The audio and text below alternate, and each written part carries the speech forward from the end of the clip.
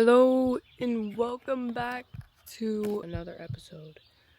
Today we are in the midst of fog. I'm making this video about grief. I wanted to highlight mental health and share a deeper part of my story. A big part of authenticity is being vulnerable, and my goal is to make some of you feel seen. I've shared a lot online about losing my dad, and if you followed me for a while, you probably already know that. Yet I continue to talk about it because it's such a huge part of what made me who I am today, and because I know how lonely grief can feel. Growing up with 5 siblings, when it happened, grief broke everyone apart. We were all hurting in our own ways. Even though we were together, I felt completely alone. And I kept everything internalized. For a long time, I thought staying strong meant staying silent. But looking back, I think healing started when I finally let myself be honest about how much it really hurt. So if you're carrying loss too, I just want you to know that you're not alone in it. Grief is such a heavy thing to carry, and for a long time, I thought grief was simply sadness. I thought it was missing somebody, but grief is so much more complicated than that. And honestly, nothing ever really prepares you for it. Grief didn't just take my dad away from me, it completely dismantled who I was. It shattered the version of myself that existed before everything happened, and it forced me to face a reality that I did not want to face yet, and move into an identity that I was not ready for yet and ready to handle. I wasn't just grieving my dad, I was grieving all of the things that we were supposedly promised, and I thought to be promised as a kid. The fact that my dad won't be able to see all the milestones in my life and watch me grow up. At first, I handled it by distracting myself, staying busy. I ran from every chance that I got. For me to sit alone in my own thoughts was something that I just could not get myself to do. My father died by taking his own life in 2016, right before Christmas. I was 11 years old, about to turn 12, and before he passed away, my little sister and I got to see him one last time. We went Christmas shopping together to go get gifts for my siblings. It was me and my little sister, and I remember very vaguely us at the mall shopping. And we were supposed to spend Christmas with him, which there ended up being legal stuff that had happened. My dad didn't really make the best choices being a parent and got himself into some legal trouble, which, inevitably ended up with its own consequences. He already had less custody of us than my mom. After going through those court cases, there was an attorney. That attorney, she decided to text my dad and say that he was never going to see his kids again. That wasn't true, but she sent him that text anyway. With someone who's already going through a lot mentally, hearing that, I'm sure, would push someone over the edge. There are 2 versions of my father in my memory. The father that made mistakes, and the father who shaped who I am. He introduced me into the very things that I love today. My father ended up driving up to where my mom and him had their first date, and he left around 2 or 3 in the morning. He took his Suburban in the mountains. I'm not going to explain in detail how he did this because I don't want to trigger anybody and ultimately give anyone a suggestion, but he parked, set out some stuff, and then he passed from carbon monoxide poisoning. He had laid out photos of us, had written pages and pages of a lot of things. The park ranger ended up finding him and reported back to us, and then we all found out. I felt shock, I felt confusion, I felt anger, sadness, disbelief now that I recognize to be existential grief. The kind of grief that forces you to confront life, death, meaning, and mortality long before you're even ready. Not long afterward, my family went to my dad's house. I remember walking through the garage and seeing all of the gifts that me, my dad, and my sister got. They're all spread out on the couch, and with each all a Christmas card. And my dad had really long hair. I'll insert a picture here. And he would always braid it, and he would always let me braid it. He cut off his hair about up to here, gave it to one of my older sisters. But yeah, so we ended up taking the gifts, and then we grab a few other things from the house, and we decide that we're just gonna come back so that we would have more room to get more stuff from the house. But during that time, everything felt frozen, like eerily. The thing is that my dad gave his will to one of his close friends. So we drive on down. It was about an hour away. We walk in the door, and all of our stuff is gone. All of it. My dad had not only his Suburban, but he had a Cadillac and he had a Jeep. At the time, my dad's buddy decided to go and sell all of our things in a garage sale to the neighbors' houses. Like, I went over to the neighbors, and my friend was showing me, I think it was like art or picture or something that my dad made or had in the house. And I was like, oh. Literally everything, all of our clothes, all of our belongings, all of his belongings, sold it, kept it for himself, and gave it away for free. And then we ended up being in court with him for a very long time. Never once did we get justice.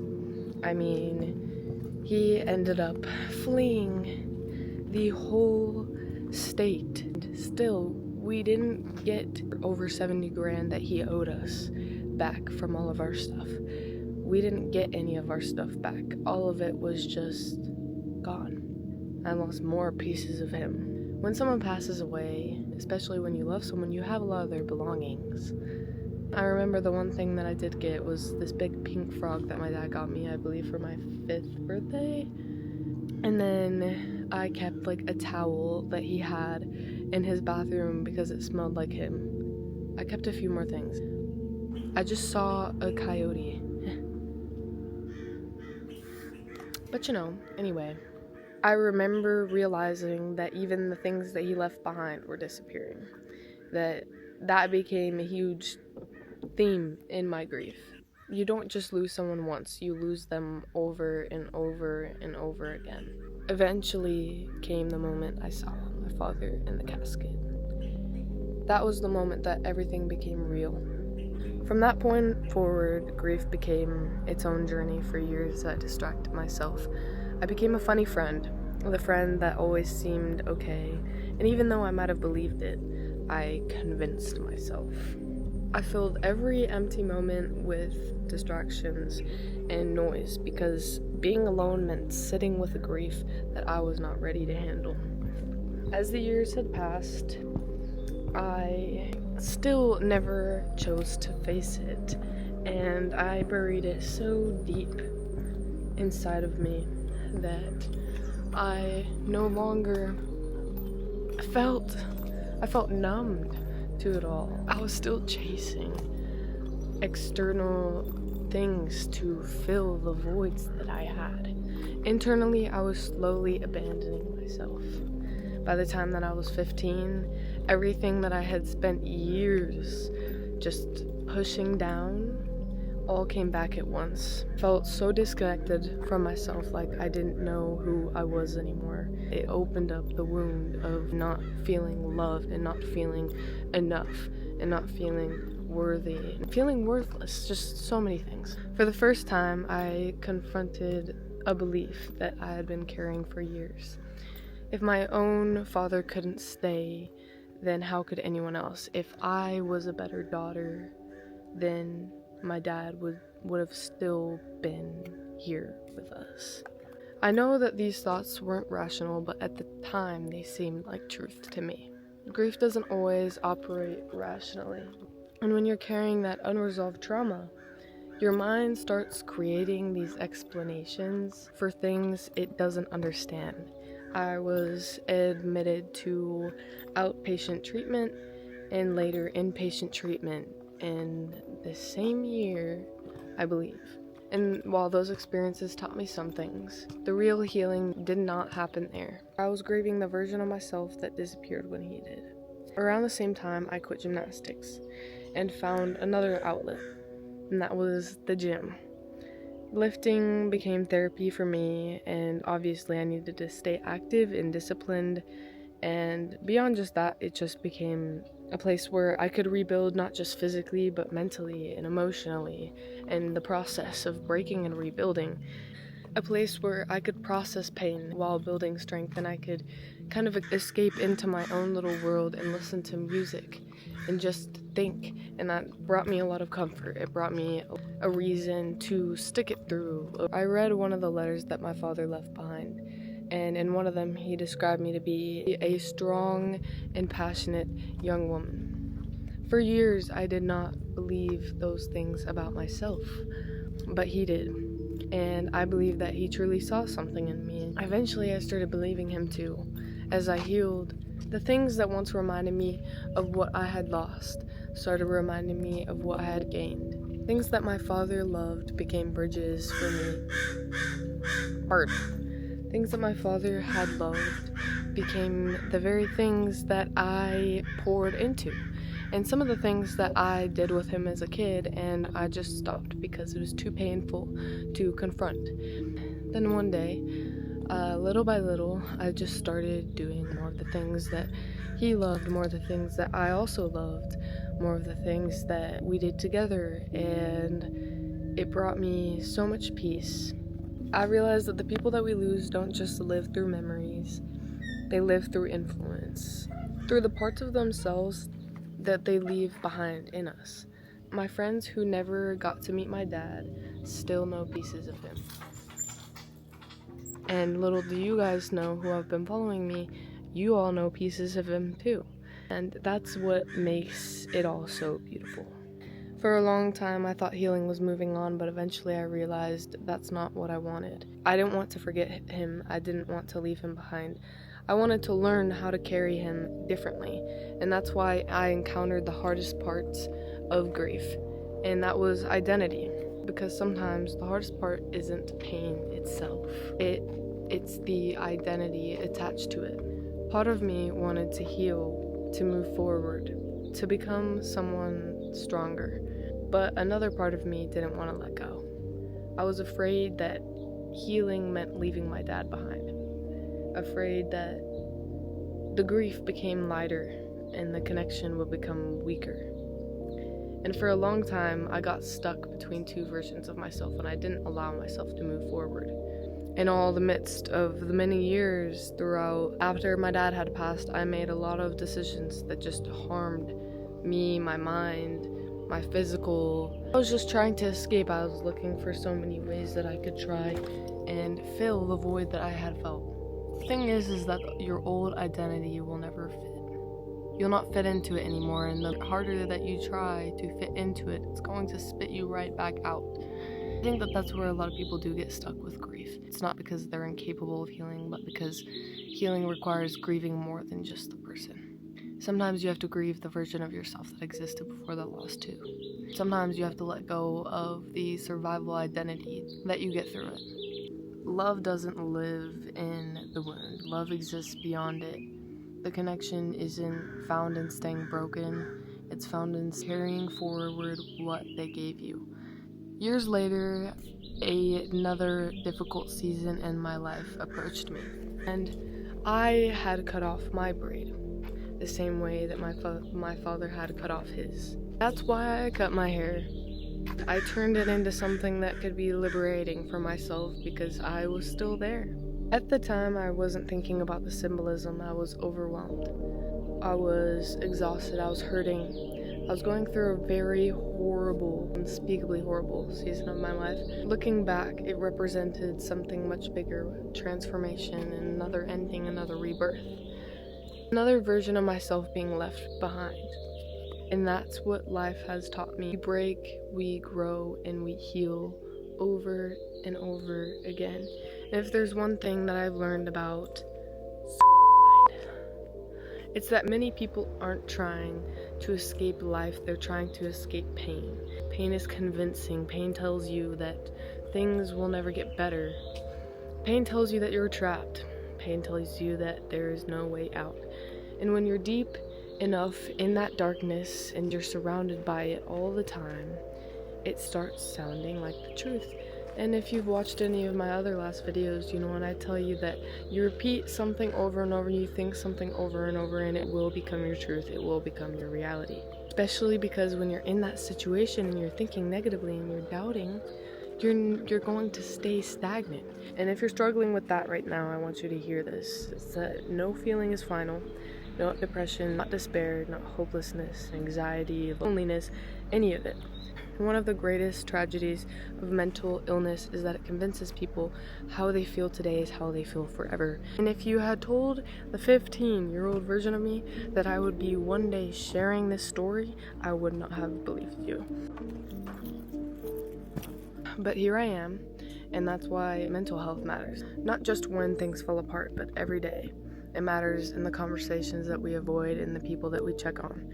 The honesty that we're willing to have, the support systems that we build, because healing doesn't happen through pretending. It begins with truth, with vulnerability, with allowing yourself to be seen. If you're struggling, please don't carry it alone. Talk to somebody, a friend, a family member, a therapist, anyone. Community matters, connection matters, and people matter, and you matter. Forgiveness also taught me that two things can be true, that I can wish that things can be different, and I forgive him, and I can grieve what I had lost. I'm afraid I got out of here a little bit too late. I can acknowledge the pain, and I forgive him. Because forgiveness wasn't about excusing what happened. It was about freeing myself from carrying anger forever. I better get back to putting blankets on the cards. Crazy weather.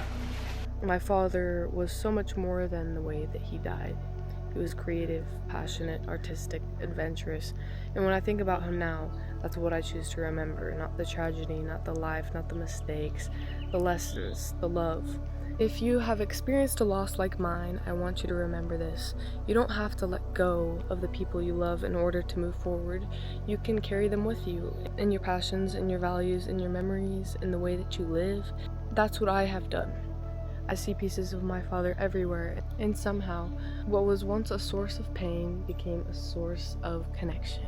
And maybe that's the lesson hidden inside of all of this, is that maybe healing isn't learning how to live without them. Maybe it's learning how to live beautifully because of them, and honoring their life.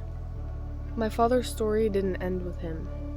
Part of it continues through me, through the life that I choose to build, through the people that I help, through every battle that I refuse to lose. And if there's one promise that I've made to myself, it's that I will keep living, I will keep growing, I will keep rebuilding, and I will keep choosing this life. I will keep choosing life again and again and again, not because it's easy, but because it's worth it. And if you don't think that it's worth it right now, that's okay. Give it another day. Keep telling yourself, give it another day. Over time, your wounds will become your wisdom, and the pain will become perspective. The absence of them becomes gratitude, and that grief that you thought would destroy you becomes the very foundation that you stand on.